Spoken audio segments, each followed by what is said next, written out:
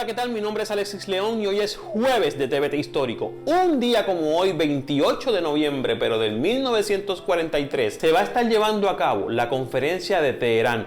Una de las conferencias en donde no solamente se hablará del desenlace de la Segunda Guerra Mundial, sino de cómo quedará configurado el mundo a partir del final de ese gran suceso. ¿De qué se trata? ¿Quiénes estaban ahí? ¿Por qué la hicieron? Eso es lo que vamos a ver en este video. Esta conferencia, que se llevó a cabo en Teherán, Irán, tuvo como protagonistas a los líderes de los países aliados en ese momento de la guerra. Entiéndase, Franklin Delano Roosevelt, presidente de los Estados Unidos en ese tiempo, Joseph Stalin, dirigente de la Gran Unión Soviética, y nada más y nada menos que Winston Churchill, primer ministro británico de ese tiempo. ¿De qué van a hablar estas personas en esa reunión? Bueno, van a comenzar a delinear un plan para ganarle la guerra a los países del eje, o sea, Alemania y Japón, porque realmente esto estaba a punto de girar en la balanza. Y lo interesante de esto es que aunque los tres países como aliados tenían algunas ideas que iban dirigidas a terminar la guerra entre ellos tres o entre ese frente contra los ejes, también entre ellos mismos tenían algunas ideas que eran bien individuales. O sea, una cosa era quedar como vencedores, Estados Unidos,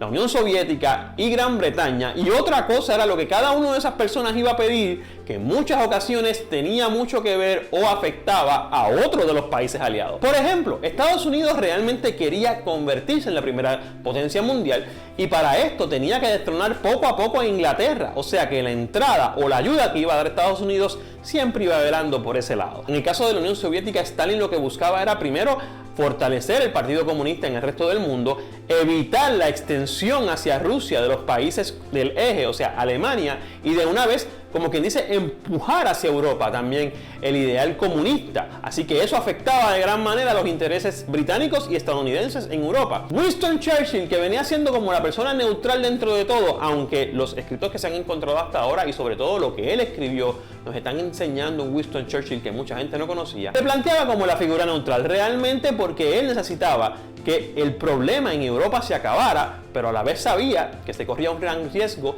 si el comunismo, el ideal del comunismo, seguía entrando a Europa. ¿Qué va a pasar y qué van a empezar a delinear estas personas en esa reunión? Primero que todo, esto se produjo después de muchas amenazas. Muchas personas amenazaron y muchos medios reseñaron amenazas contra el presidente, sobre todo el presidente norteamericano Roosevelt, si llegaba a la reunión. Así que tuvo que aplazarse bastantes veces hasta que por fin se pudo dar. Interesantemente, Churchill y otros ministros británicos, antes de llegar a esta conferencia de Teherán, se vieron en una conferencia que le llaman la Conferencia del Cairo, donde empezaron a poner planes y estrategias y a diseñar esquemas y estructuras para detener el poderío de Stalin. Así que cuando Churchill llega a la conferencia de Teherán, ya más o menos sabía por dónde iba a jugar sus cartas. Allí se establecieron estrategias que van a dar paso a la toma de Normandía, el famoso día D, cómo van a quedar distribuidos los países. O sea, se sentaron las bases, literalmente, de lo que iba a suceder, número uno, para terminar la guerra, y número dos, una vez terminada la guerra, cómo iban a dividir las posesiones de Alemania, qué iba a pasar con Japón, quién se iba a quedar con el poderío naval del Oriente, cómo iban a quedar las fronteras, qué iba a pasar con Polonia, que se había pasado de manos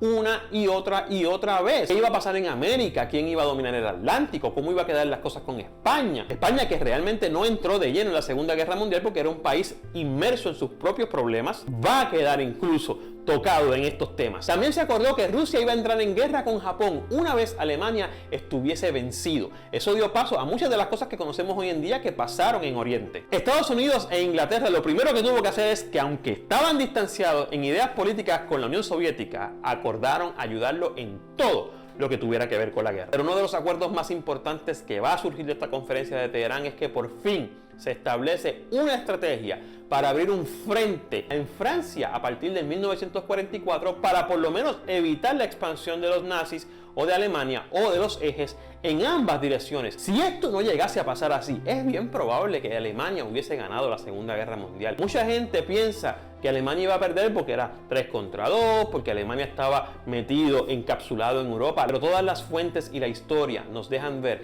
que si no se abre un segundo frente en Francia en el 1944 y sin la ayuda de los rusos, la Segunda Guerra Mundial con toda probabilidad iba a ser ganada por Alemania. Para que usted tenga una idea nada más, mire si la participación de Rusia fue fuerte e importante, que murieron 54 soldados rusos por cada norteamericano que moría. O sea, que la cantidad de personas que fueron al frente y murieron tratando de detener el avance alemán fue exorbitantemente grande en comparación con los otros países aliados. Rusia fue la verdadera variable que cambió la balanza de la Segunda Guerra Mundial. ¿Cómo va a quedar determinado el mundo después de esto? Bueno, van a venir dos conferencias más, la famosa conferencia de Yalta y la famosa conferencia de Potsdam, que de ellas hablaremos en algunos TBTs históricos más adelante, pero que realmente terminarán de configurar el mundo completo que va a quedar después de la Segunda Guerra Mundial y que va a durar no solamente hasta la caída del muro de Berlín y el fin de la Guerra Fría, hasta nuestros días. Por eso estas conferencias son bien importantes, los documentos ya han sido desclasificados, los invito a que los lean si quieren, porque aquí se comenzó a configurar el mundo que usted y yo no solamente conocemos,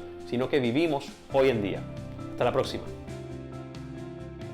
Bueno, dicen por ahí algunas fuentes y la historia que una vez terminados los acuerdos y una vez ganada la guerra por los países aliados, Stalin va a decir que hay que sacrificar 100.000 soldados capturados nazis para evitar que esta gente se vuelva a sublevar. 100.000 o 50.000, a lo que Roosevelt responde que con 50.000 no, que con 49.000 es y que suficiente. Y que Churchill dice no debemos hacer eso. Ellos son prisioneros de guerra, hay que matar a los criminales de guerra.